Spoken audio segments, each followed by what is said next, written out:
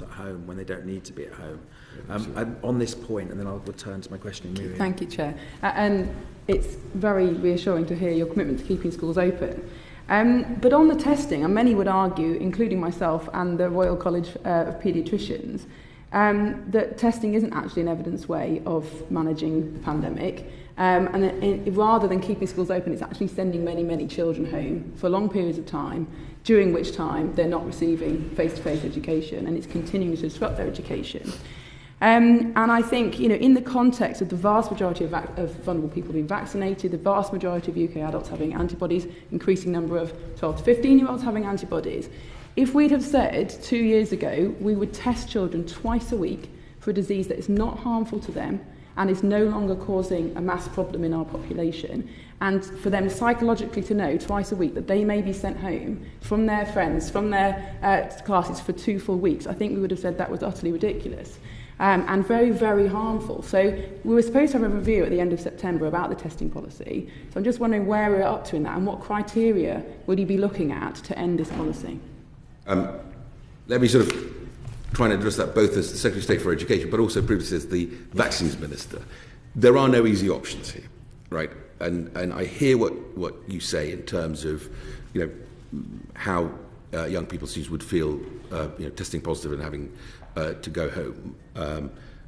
But if we want to keep schools open, if we want to keep children in education, we've got to use the tools available to us. Now, when this pandemic hit, right, and we have to remain, as the Prime Minister said today, humble to the virus. This thing is not over yet. We're transitioning it from pandemic to endemic status. We're not through that transition yet either.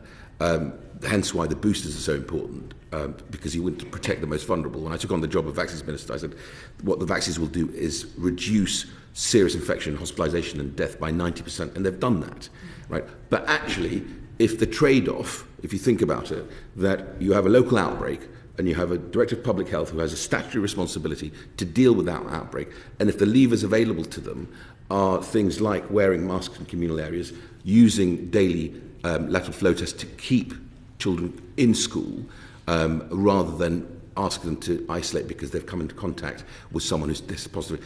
I think that is a good place to be. It's not ideal, I agree with you, but actually it's a good place to be to keep education open. How would you consider a move maybe to only testing people with symptoms then? Because that would seem a more proportionate response now that we've moved out of the acute phase of the pandemic. So what Director of Public Health will say to you on this is to try and manage local outbreaks, you need to, if you want to keep education open as well, you need to daily test, because actually that's a better way of managing outbreaks.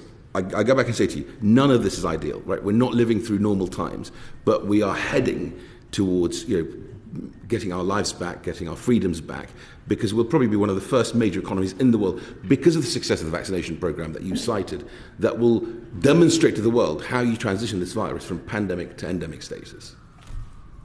Is it on this point, Tom? Just on masks and testing?